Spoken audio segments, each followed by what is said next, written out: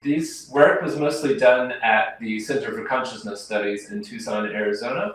So that's where I'm housed. And we've also done some of this work at the University of New Mexico. And I don't have any disclosures. I have no financial interest in any of this research. What I want to talk to you about today is using various tools to perturb the nervous system. So I'll talk about what I mean by that, and then how we're using those tools to enhance well-being, as well as accelerating mindfulness training. So what do I mean by perturbing the brain? Well, there's various ways of using tools to change brain activity. And each of these different methods are really important for helping us understand how the brain functions at various levels, from the neuron all the way up to the scale of networks in the brain. As well as, once we understand that mechanism, then we can develop treatments.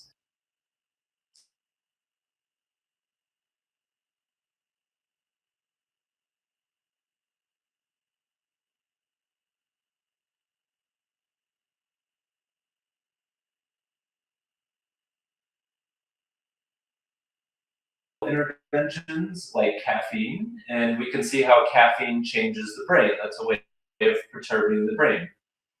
Now, what we're going to be talking about today are ways of directly putting energy into the brain to temporarily change brain function. So one way to do that is invasive brain stimulation, where they actually put electrodes into a patient's brain. And for example, this is usually done for Parkinson's patients, but often for OCD, obsessive compulsive disorder, other disorders like that. And that's a very powerful way to perturb the brain, because it allows us to directly electrically stimulate very specific parts of the brain, and we can see how the brain responds, and then we can treat different diseases like Parkinson's disease. The problem with invasive brain stimulation is that you have to do brain surgery. So most people don't want to have that done. And of course, I can't do that to regular subjects in my lab. And so in the last 20 years or so, people have developed what are called non-invasive brain stimulation methods. Non-invasive basically means you're not drilling a hole, you're not bypassing the skin or the skull. You're actually using energy from outside of the head and using that energy to modulate the brain. The most popular forms of non-invasive neuromodulation or non-invasive brain stimulation use current.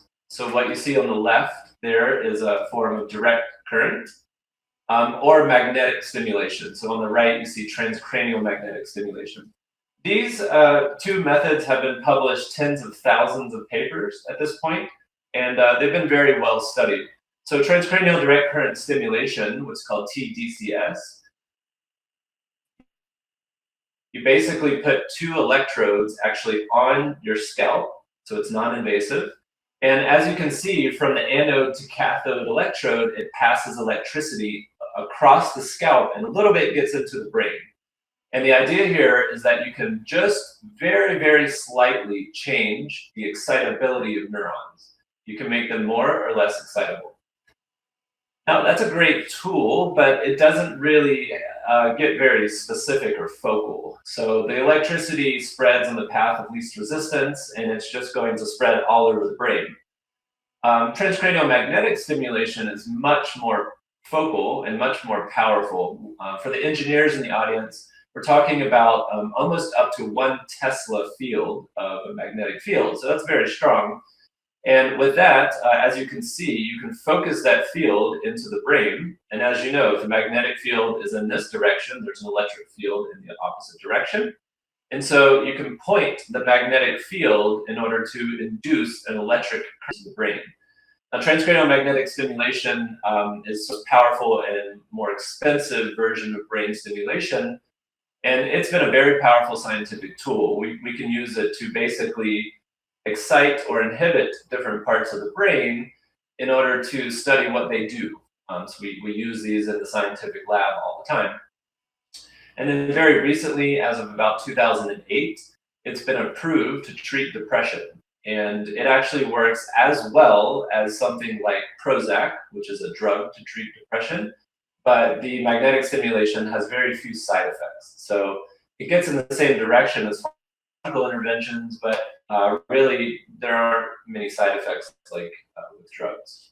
So non-invasive brain stimulation, within the last 20 years, this has really grown as a very powerful domain to allow people to safely stimulate their brain, and that helps us to study what different parts of the brain do in terms of their function. And then, of course, we can develop that into interventions. Now, you're probably surprised to learn that you can actually use ultrasound to modulate neural activity as well. Now, ultrasound, as you know, has been very highly developed as an imaging tool. So what you see on the left here on the slides are imaging ultrasound and therapeutic ultrasound applications. That technology has been very well developed over the last 80 years.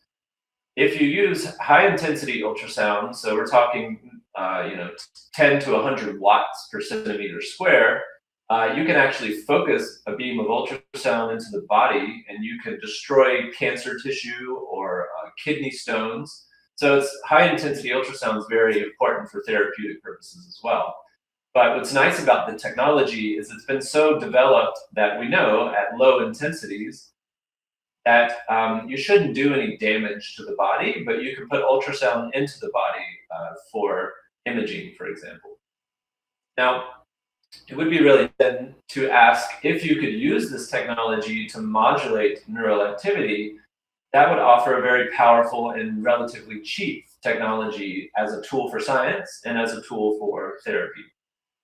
So what's really interesting about ultrasound is actually before it was discovered as an imaging modality, that ultrasound could actually alter neural activity.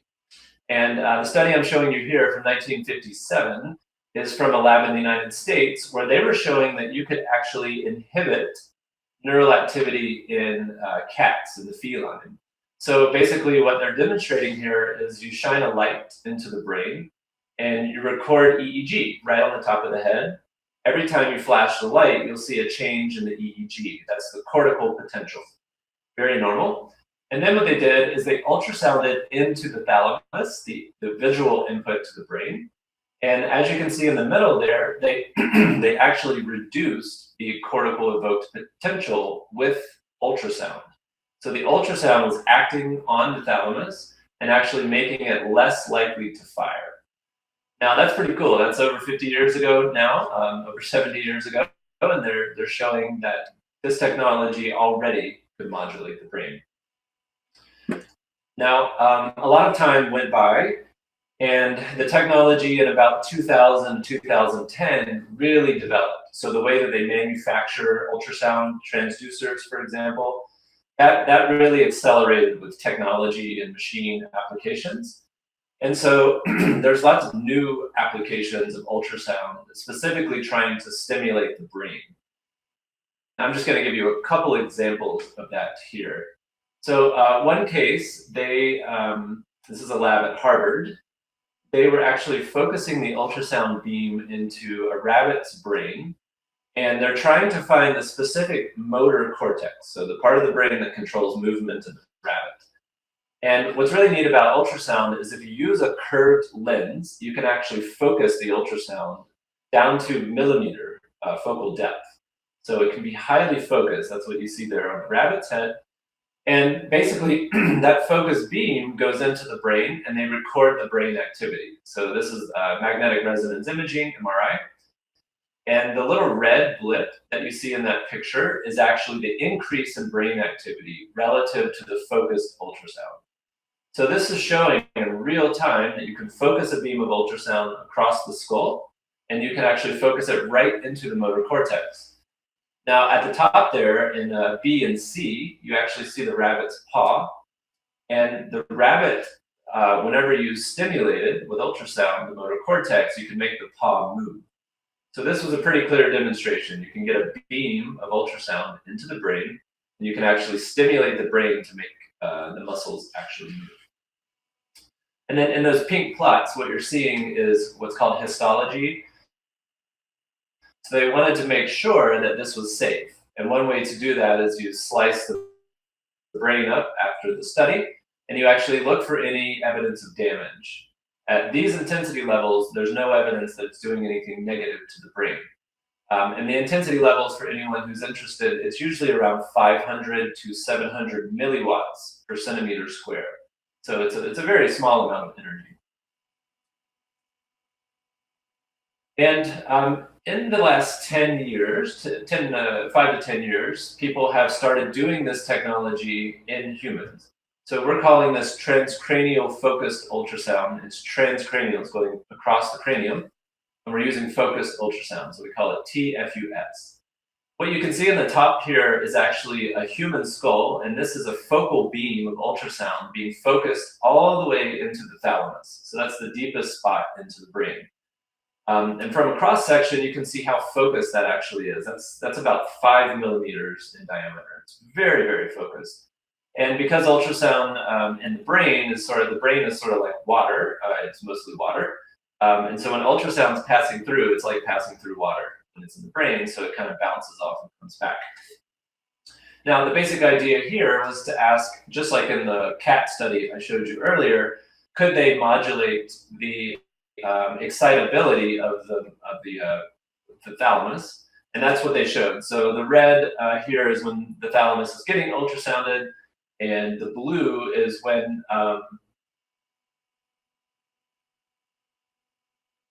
oh, I'm seeing someone say my quality is not good.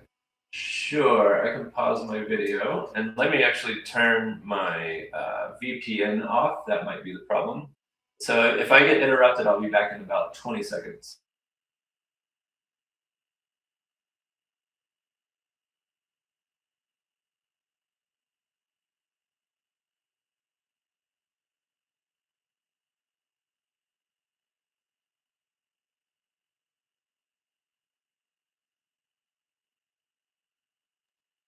Okay, I am back. If you can hear me, somebody give me a yes real quick.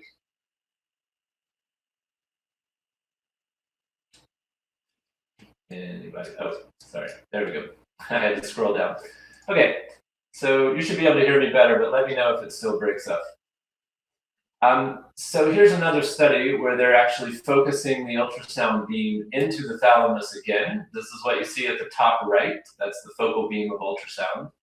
And they're focusing it into the thalamus of patients who've been into a coma. They've been into a car wreck, and they're in brain coma. Okay, now I'll turn the video back on for you guys. So this patient is in an MRI scanner, and one of the advantages of ultrasound is that it's mechanical energy. So you can actually use it in an MRI. An MRI is just a big, giant magnetic field of about 3 Tesla. And the ultrasound actually does not disrupt that field all that much. It disrupts it a little, of course. And so what you're seeing in this picture is a patient who's in a coma. The ultrasound is on their head, and it should stimulate the thalamus, so you can actually wake the patient up from coma. And they were able to do this in now about 8 patients, which is pretty amazing. They've jump-started the brain to help a person get out of coma. That's a very powerful demonstration of this technology. And comparing what I told you earlier, so this is electrical stimulation with TDCS, the direct current. This is magnetic stimulation with transcranial magnetic stimulation, and this is the ultrasound. What it's showing you is how specific and focal these different energies can be. So current, of course, is taking the path of least resistance. It's spreading all over the brain when you use it. And you can actually see the pads, the little indentions for the pads where the electrodes would be. With TMS, magnetic stimulation, it's more focal because a magnetic field can get through the skull, get through the scalp without spreading, right? Magnetic fields penetrate right through. But still, if you're looking at that red region, that's the Emax field, that's probably tens of millions of neurons that you're stimulating. With transcranial focused ultrasound, now you're zooming in to another magnitude, like the magnitude of the scale has changed. You're zoomed quite in. And that little red spot right there is where the focused beam could actually be. So this is one of the major advantages of using ultrasound relative to electricity or magnetism.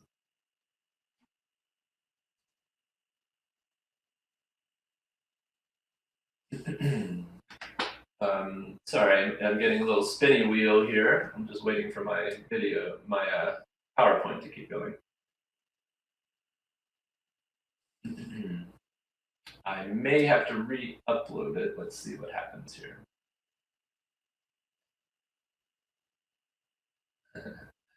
So while that's loading, what we started doing in the lab is we wanted to ask, okay, we have this technology focused on ultrasound that we think can perturb the brain. We wanted to know if we could find different parts of the brain that are really involved in mood and emotion regulation and try to manipulate them. There's not so much known about that in brain function so far, as a way to try to ask, can we devise an intervention for depression? Really, there's not very many good interventions for depression, and depression is increasing all across the world, as well as anxiety disorders, which is usually comorbid, they go together. And so we really wanted to try to figure out if we could manipulate some of the parts of the brain that deal with depression as a way to make a therapeutic intervention. So that's what I want to tell you about next. Let me try to reload my slides here. Aha, go. Okay, go forward a little bit.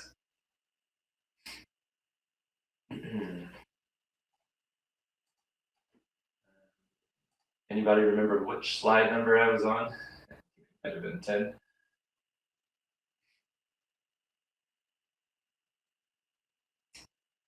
11. Somebody was paying attention.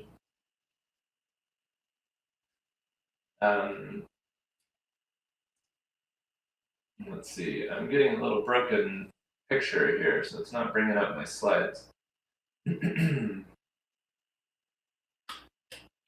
Still getting the spinning wheel.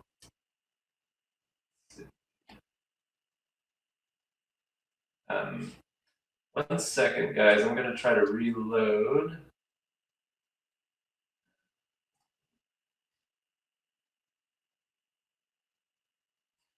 Sure. Somebody asked if I could share the slides. I'm happy to do that. Very strange. I wonder if I'm going to refresh my browser, so I will be right back because it's not showing my slides. Are you guys able to see my slides on your end?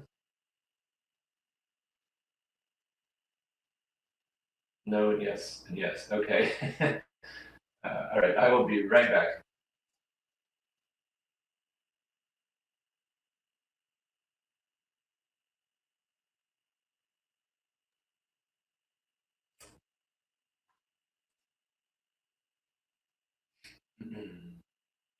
Well, it's very strange. I'm not sure why this isn't working.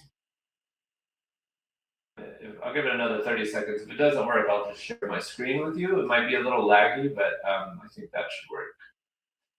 Yeah, it's still broken here for me. Let me pull this up.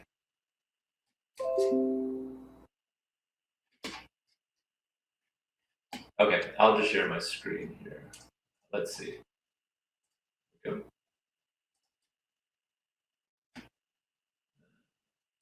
Share the screen way over here. Okay. So, can you see my screen now? Okay, you should see that really hyperdimensional object I have on my screen. That was the type of stimuli that I used to study, actually. You can ask about that later if you're interested.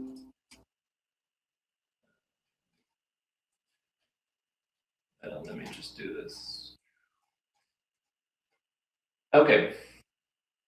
So when we are thinking about trying to focus a beam of ultrasound into the brain, you have to be careful about aberration. So some of the engineer folks out there might understand that concept, but the beam of ultrasound is going to be changed as it goes through the skull because the skull has different sort of dimensions to it. It's got a depth and it's got material in it. So this is the ideal situation for focusing beams of ultrasound in the brain, and this is the reality of the situation. the beam is going to change and you're going to get what's called side lobes. And so a lot of the work in ultrasound is actually trying to figure out how do you correct the beam as it goes through the skull. And if anybody out there in the audience is interested in acoustic physics, this is a really good place to go. And if you can solve this problem, you'll solve a lot of problems in brain ultrasound. So keep that in mind as I talk about some more of this research. Now, you might be wondering, why would ultrasound modulate electrical functions of the brain? The brain is electrical and chemical, and now we're talking about putting mechanical energy into the brain. So there's a bunch of different ideas about this, and they deal with either radiation forces, cavitation forces, or heat. Most of you know what radiation forces are. Those are acting on the cell, and those are likely changing the electrical properties of the cell. Cavitation means basically shaping gas bodies such that you create bubbles. Cavitation is a bubble. And at low energies, that's perfectly safe. At high energies, the bubble can explode, and you can cause a shock wave in the brain, which would be highly undesirable. So we don't want to do that. And heat, of course, is going to change. Just putting heat energy into the brain will change its function as well. So with that, we started asking those questions about changing mood.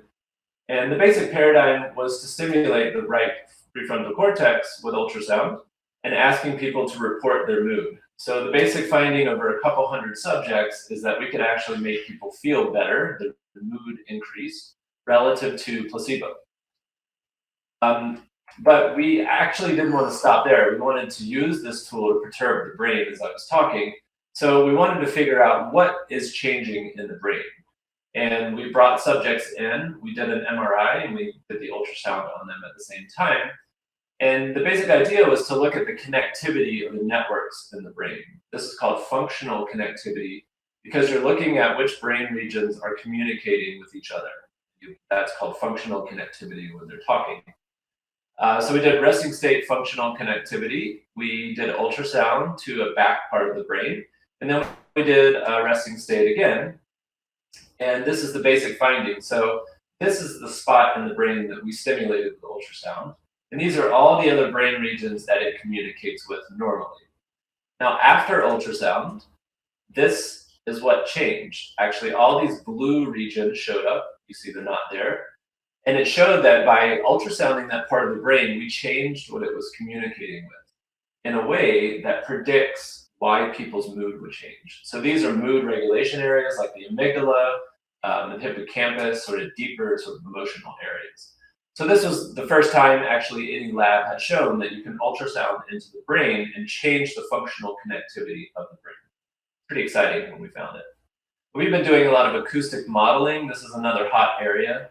So this is what the transducer looks like on the skull. The red, you can see the heat energy is actually pulling on the skull, so you have to be careful about that. And that's what the beam looks like with one of our transducers, pretty deep.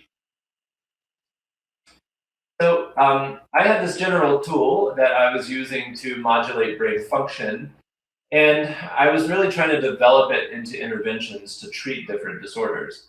Now, I have a lifelong mindfulness and meditation practice myself. I've been studying in the United States. And I really started asking, could you use this tool to actually help people gain the benefits of mindfulness quicker? So I started working with Shinzen Young. He's a very well-known American meditation and mindfulness teacher. And as you can see on the slide, he's a sort of geeky type of guy. He's very good at defining and quantifying what we're talking about in meditation. And so I just want to define that for you really quick. We're talking about mindfulness, which is a lot of different things. It's a word. It can define a form of consciousness or awareness, and it can be a set of practices. So in the lab, we're typically talking about mindful awareness, which is a certain way of paying attention to your inner and outer field of experience. Right now, I'm experiencing my chair, I'm looking at the camera, I'm experiencing my voice. That's my field of experience. You can have a state level of mindfulness, or you can have trait levels of mindfulness. The trait levels of mindfulness is sort of your baseline level. And you probably know some people that are more mindful than others. Some people have a better control of their attention than others. That's the trait mindfulness. In the lab, we typically think of mindfulness as being composed of 3 core attention skills. This is sensory clarity. It's being able to track what you're attending to, sort of like a baseball player can track a baseball. Concentration power is being able to hold your concentration. That's your attentional focus. And obviously you can develop that. Equanimity is a bit of a hard one to define, but it's basically your ability to allow what's happening, even if it feels good or feels bad, you're allowing it to happen without grabbing onto it or without resisting it. So it's sort of a form of the way that you're paying attention to what you're feeling. And equanimity is sort of one of the most important concepts for meditation and mindfulness. And so why would we want to accelerate mindfulness training? Well, mindfulness leads to all kinds of positive health outcomes on the body, for example, also for mental health. So if you train those skills, concentration, clarity, and equanimity, you enhance your attentional focus, you enhance your memory processing, and your emotional regulation. Mindfulness actually works really well as a clinical intervention for depression, anxiety, substance abuse, on down the list. You can also, through long-term meditation practice, you tend to lead to long-term changes in happiness, well-being, and sort of overall meaningfulness of life. So long term, so we're talking 10, 20, 30 years of mindfulness practice tends to significantly make people happier. And you might know somebody who does this practice. So what does this look like? Okay, so you're training your attention with mindfulness. You're training your concentration, clarity, and equanimity. And in the clinic, it might not be clear to a patient, let's say a patient who has depression, that their negative self-talk, so being mean to themselves, the way that their body feels, depressed people have negative body emotion, and their negative mental imagery, they're all mixed up together in their experience. With mindfulness, you can untangle and unstick that. So by having concentration and clarity, you can actually apply that to this disorder. So I'm training you in meditation. Now you can see that your negative self-talk and your negative body emotions, those are separate things in your body. You can actually attend inside and you can watch, okay, my mind is chatting and it's being mean to me, and that makes me feel bad. Those are separate things. And with attention, you can actually separate those apart, and that way they don't interact with each other.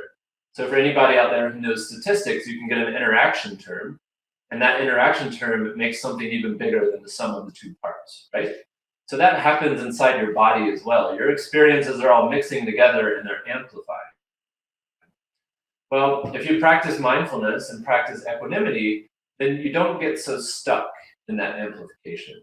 You might feel bad and you just let that go. That's fine. Come back to the present moment and you attend, you focus.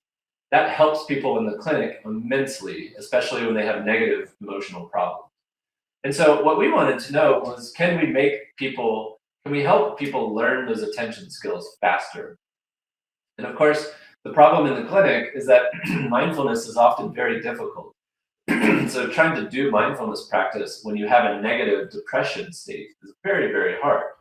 And the idea was we could use ultrasound while people are learning how to meditate, actually help them learn those attention skills faster.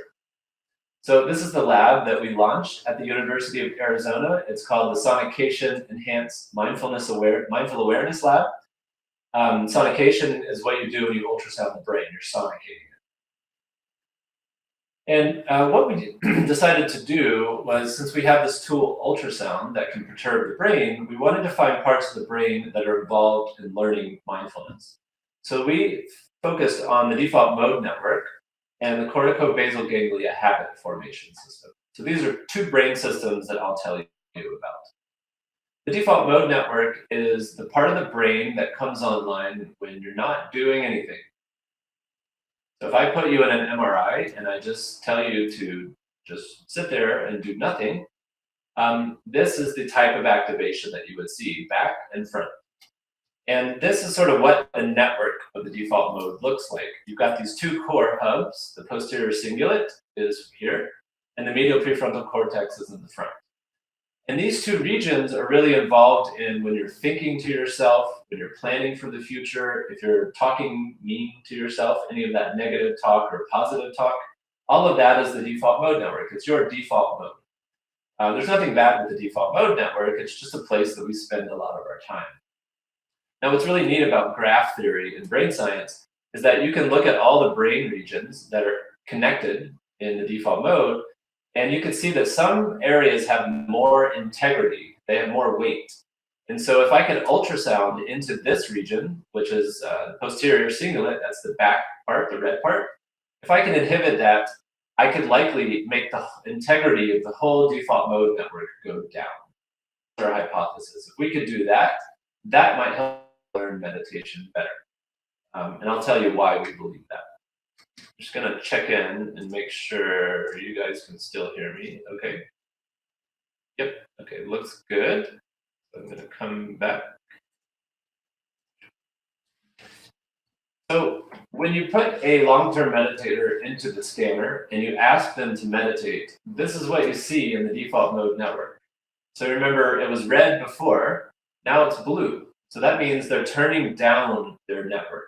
They're turning it down such that it's not interfering with the meditation. That sort of makes sense. If you're learning to meditate and your talking mind comes on, that's distracting you. And you can pay attention to that. You can meditate on that if you want. But the more that you can quiet the inner self, the more you can pay attention to the present moment. That's the kind of basic take-home message. Now, what's really interesting about that is if you take people and put them in the MRI scanner and you give them psychedelics. So psychedelic research has become very popular in the United States and in England in the last couple of years because it works really well as a clinical intervention. If you have post-traumatic stress disorder or depression or anxiety, and you take something like psilocybin, which is called a magic mushroom, that can give you a hallucination-like experience that leads to a reduction in your symptoms.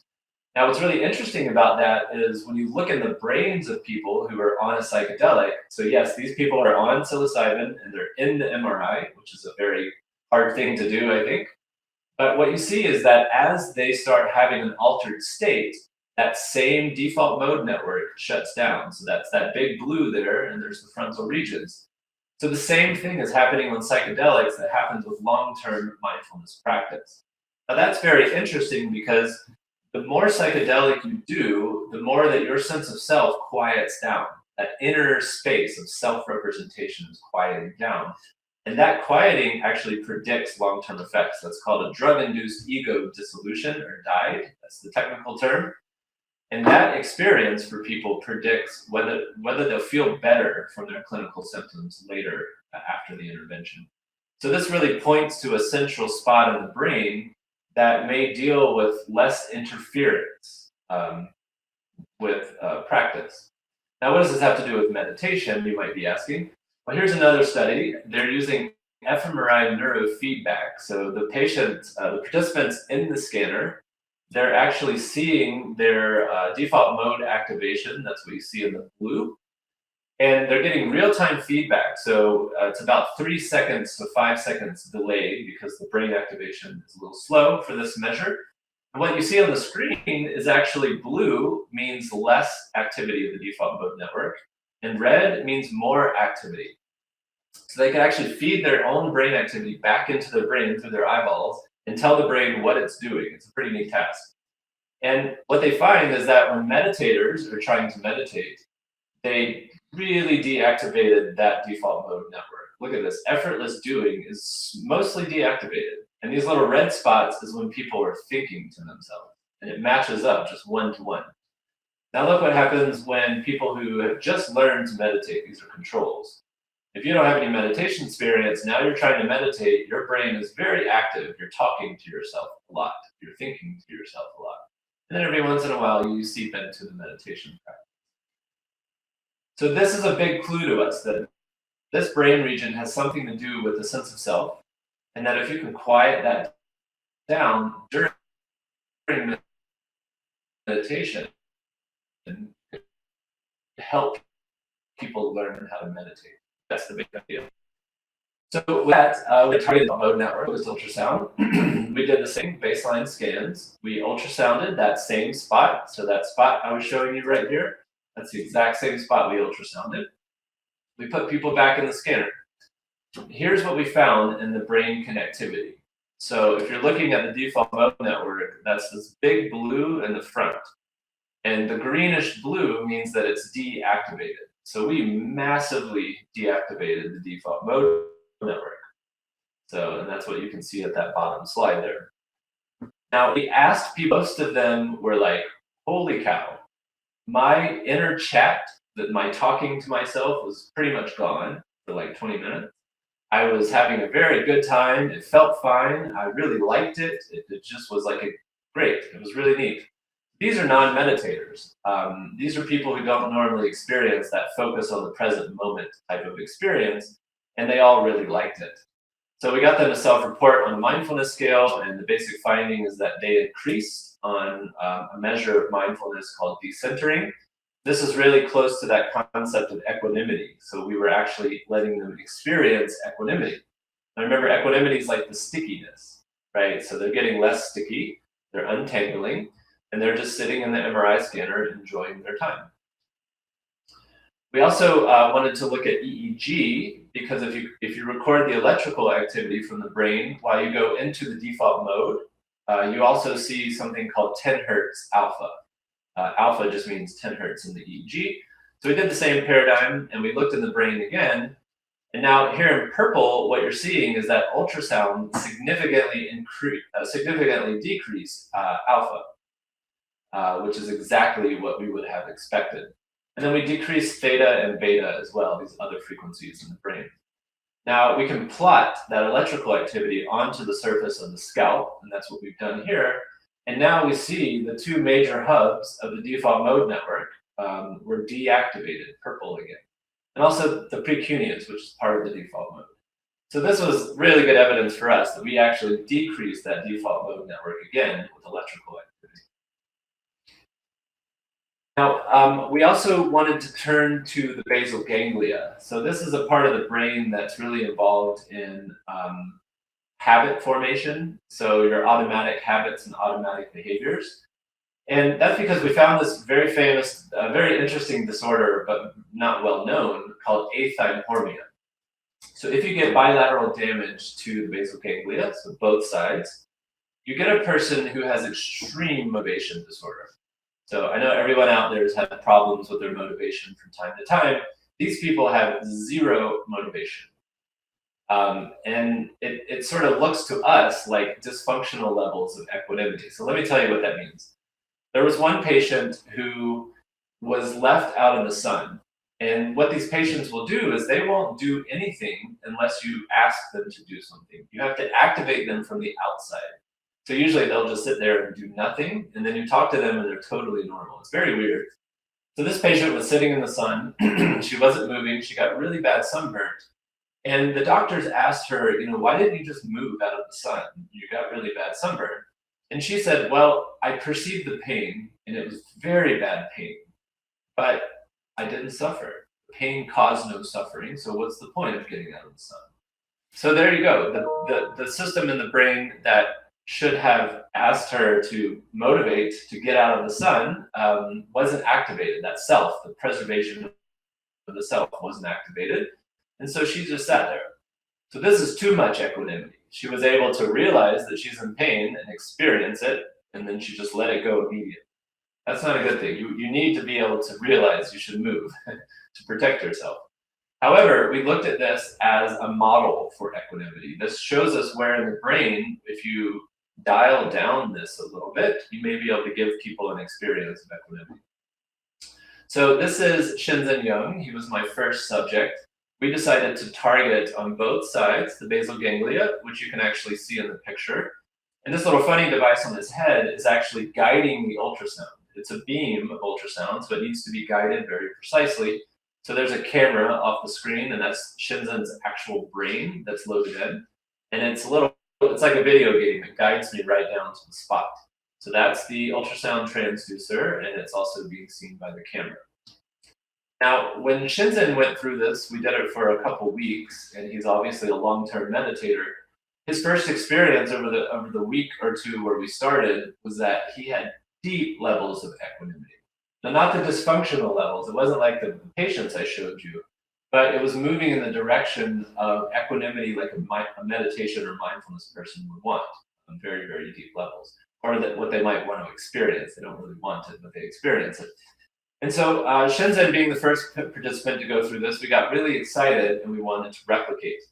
So we ran 5 very long-term meditators through this protocol. We got their MRIs, we navigated. And then we gave them that same scale. So we asked again, what was their trait or state levels of equanimity or decentering? And again, we found relative to the first day, after they got 4 days of this intervention,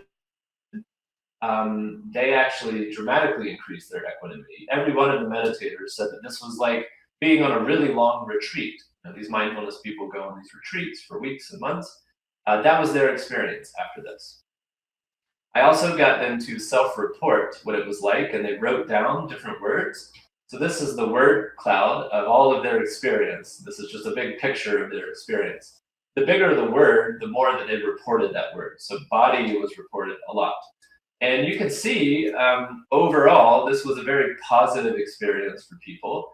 It did increase their equanimity as they experienced it, and things that are related like flow, dissociation, vibration, peace.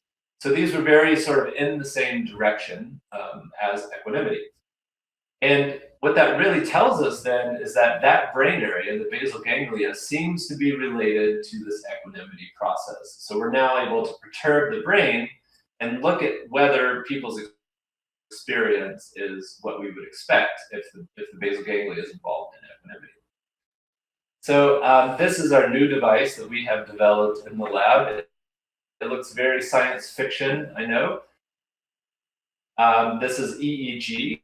So ultrasound does not affect EEG at all because EEG is electricity or measuring electricity.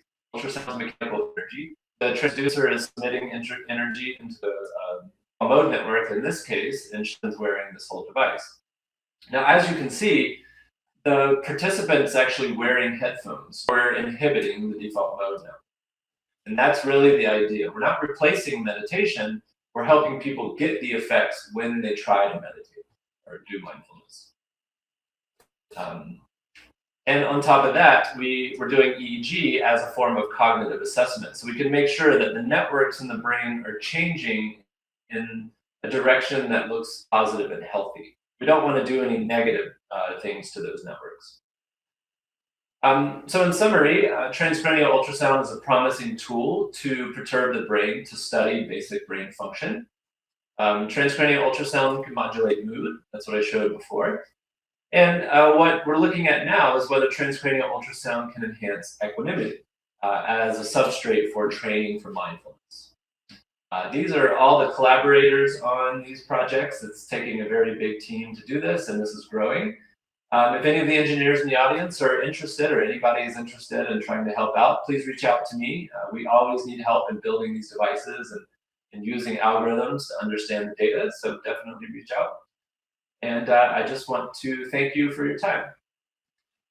Okay, so I think about 7 minutes for questions. I'm going to switch over here. Now you're going to see a whole bunch of windows. Okay, now we're looking into the matrix. Let me turn that off. Oh, no, that's the wrong one. There we go. Okay, so I'm going to scroll through some questions here. Okay, so Nader asks, is there some possibility of any kind of addiction in the patients under ultrasound shock? How can you make sure that this ultrasound shock, forgive me, relieves the pain and does not cause more long-term depression? This is a very good question. So this is one of the main reasons that we're doing this very slowly in the lab and taking it one step at a time. We do know that there are parts of the brain that you could stimulate to make people addicted. There's cases of doing that in animals going back to the 1950s. So we have to be very careful about that. That's why I'm not creating a device that I'll sell to just regular people. So everything's being done in the clinic, and because it's being done in the clinic, we can measure as many outcomes as possible. So if we take a person with depression, we know what their symptoms are. And we know what parts of the brain deal with depression, and we know what parts of the brain deal with addiction, so we're going to avoid those. We go straight to the part of the brain that's dealing with depression, and we stimulate that or inhibit that while we do therapy. And then we measure the outcomes, and we make sure that that intervention is making people feel better. Now, it's research, so lots of different things can happen, of course, and we will explain that to our patients. They will consent, and then we will measure that. And if we start getting negative outcomes, we stop the study immediately. That's what typically happens. That's what happens in drug studies, for example, as well. And so we've actually done our first study with depressed people. I didn't get to show you that. And in those depressed patients, we actually reduced their depression, and we actually reduced their anxiety as well. So we got a double hit there. And that actually lasted for a week. So far, things are positive, but we're very cautious. It has to be done in the lab. I definitely would not want anybody at home to try anything like this because we just don't know at this point. Okay, next question. That's a very good question, though. What is the mechanism of TFUS on the neuronal level? That's a very good question. I skipped over that one. So the ion channels that are in the neurons, those are actually sensitive to mechanical energy. It's called a stretch sensitivity. They're like a spring mechanism. And so if you pass mechanical energy across them, it's possible that some of that energy is activating the stretch mechanism and opening those channels. So there's a little bit of evidence for that. Another idea is that the lipid bilayer is actually like jelly, and it can move.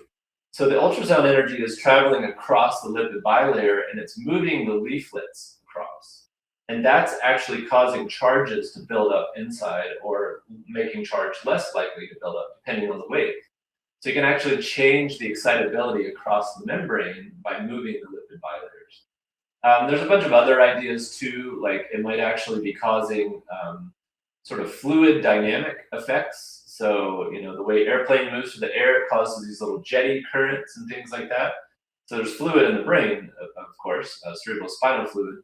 So you might actually be changing, some of that fluid around the cells, which is potentially causing some jetty forces and things like that to occur as well. The truth is, though, we don't quite know at this moment. We know below 1 watt that it's safe, but we don't quite know the mechanism. Is it possible to enter interference fields to get more focal? That's a very cool question, actually. If you use a static magnetic field and you align in one direction, then when you ultrasound with a focused beam into that field, you could actually cause an action potential in the cell. This is called a Lorentz force, and the engineers in the audience will know about Lorentz forces. So you can take advantage of the Lorentz force, and you can actually hyper-focus ultrasound. So that's an area for development. If anyone wants to look into that for development in the lab, that would be really cool.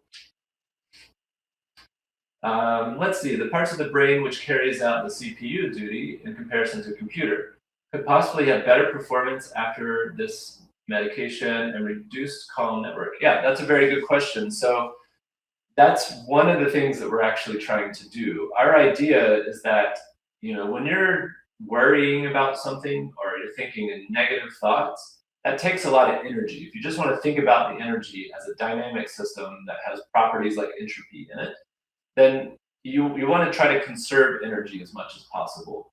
And that's one thing that mindfulness helps you do. It helps you focus your attention on what's important and not spend so much time worrying and ruminating and dealing with negative emotions and things like that. So we think that that should happen, actually. As we increase equanimity, the energy should be more efficient as it moves through the system, or there should be a measure of efficiency in the system, which then leaves you with more metabolism, basically more energy, to do whatever tasks that you want to do. So that's a really cool question. Meditators actually do report that. I'll take one more quick question. Are there limitations regarding the age of the patients? Very good question. We only do patients 18 years of age or above. So yeah, we have to be very careful about doing this on younger people because ultrasound may change the plasticity, the likelihood of changing in the brain. And young people's brains is very plastic and is changing very fast. So we actually don't do that on younger. However, saying that, I think for some populations of kids who are having trouble, so autistic kids, for example, ultrasound may actually work for them. There's some theoretical reasons to believe that. So as we learn about this technology, we may be able to apply it to children, but at this point, we don't know if it's safe. Okay, I think my time is up. Should I stop here, or is there a little time for more questions?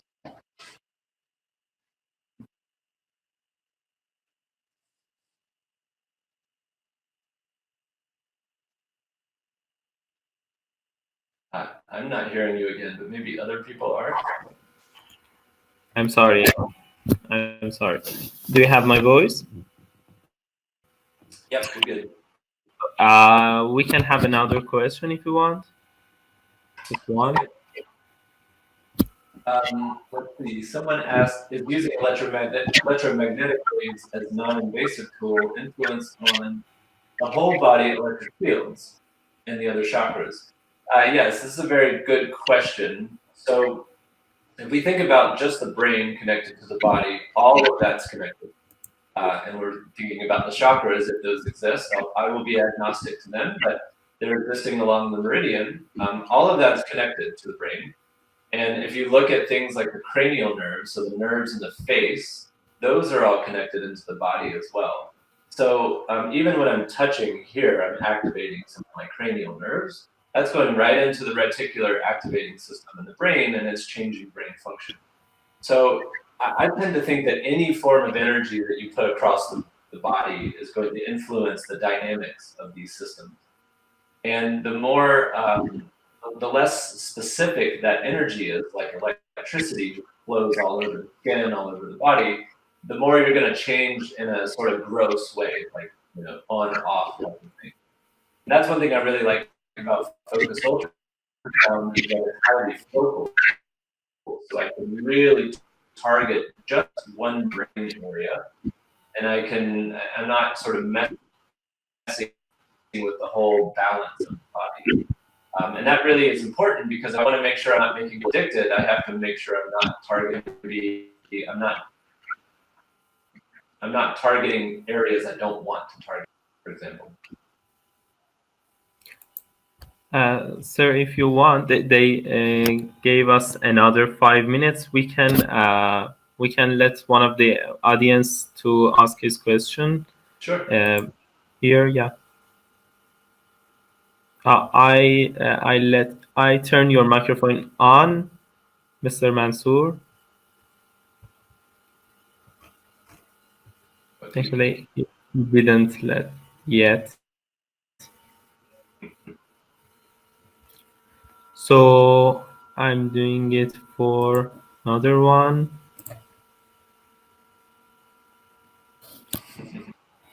You're on. Could you hear me? Yeah. So, I would like to expand my question about the CPU part of the human brain. Okay. And specify us which part of brain carries out this duty.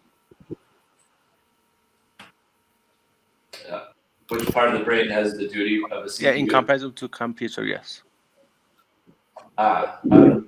It's a very good question that probably takes a very detailed answer because technically the brain is quite different than a CPU. If you're thinking about a CPU as the central area for processing, the brain is distributed. So it's almost the opposite of a CPU in that sense. And not only is it distributed, but it's highly parallel. So it's like a massive parallel CPU system. And that's why when you're looking at things like neural networks, the way neural networks work is at the same time. So in a technical sense, there's no one spot that we could point to as a CPU. But there are parts of the brain that are sort of working to centrally organize information in that sense, like a CPU. And that would be parts of the brain that are dealing with working memory, and other parts of the brain that are sort of, if you think about the brain like a nested hierarchy with hundreds of billions of connections, then there's an emergent structure that emerges out of that organization.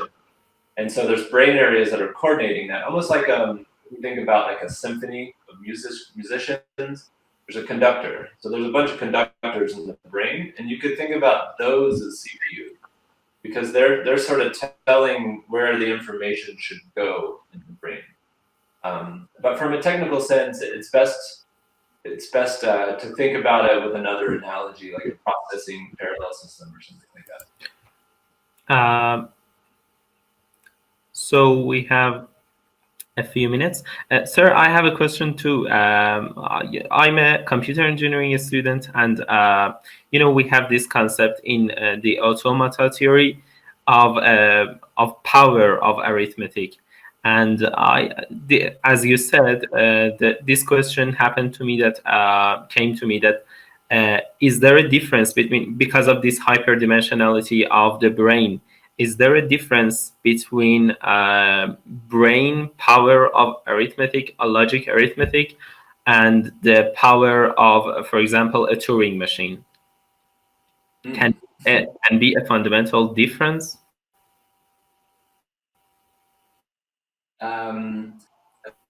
It's a very good question, and we probably don't know the answer at this point. But I will give you my guess, and my guess is that really has to do with the nature of consciousness, and that's why as you in the beginning, parts are studies. I don't think my introduction of consciousness anytime soon. It'll take 100 years, I think, and I think some people on this call will probably be alive at that time, maybe, but it's going to take a very long time. But it comes to it. So a computer does computations, right? It may be the case that the brain is not actually computing, or maybe at one level it's making computations at the neural level, but at some other level those computations are interacting with non-computed information. Now this gets into a very interesting debate. If you're interested in this idea, you can look up Roger Penrose. Roger Penrose is the famous mathematician, physicist who was Stephen Hawking. I saw another theory from actually an Italian scientist, an Italian physicist, which was in the book of it named Life Tree from an MIT professor, and it says that the consciousness is an emergent phenomenon that emerges above computation and information, and that's why this question came to me from the first place. Yeah, that's a very good question. So if consciousness is the product of a computation in the brain, then it's a Turing machine, and we can make a Turing machine that is conscious in the future. Plenty of people are working on that at the moment. But if there's something about the nature of consciousness, like it's possible that consciousness is fundamental, like matter and energy. That's, many religions around the world claim this. Maybe science can tell one day, I don't know. But that's a possibility as well that we have to be open to. And so if that's true, then it's not computed. The brain is somehow reflecting it, or however you want to think about resonating with that. I tend to believe that consciousness is computed, that the brain is like a computer in some sense, because I'm a modern neuroscientist. But it could be the other way around. It could be everything has some consciousness. We're just somehow tapping into that or something. So it was really great to have you with us. We really appreciated it, and we hope to see you again, even in person in Tehran, in our next seminars. And we do invite you, of course, and let's see what would happen. Thank you so much. Thank you very much for the invitation, and maybe next time we can talk about consciousness. Yeah, sure. I'm more interested. Thank you so much. Thank you. Have a good conference. Thank you. So we will be back in 5 minutes for next presentation from Dr.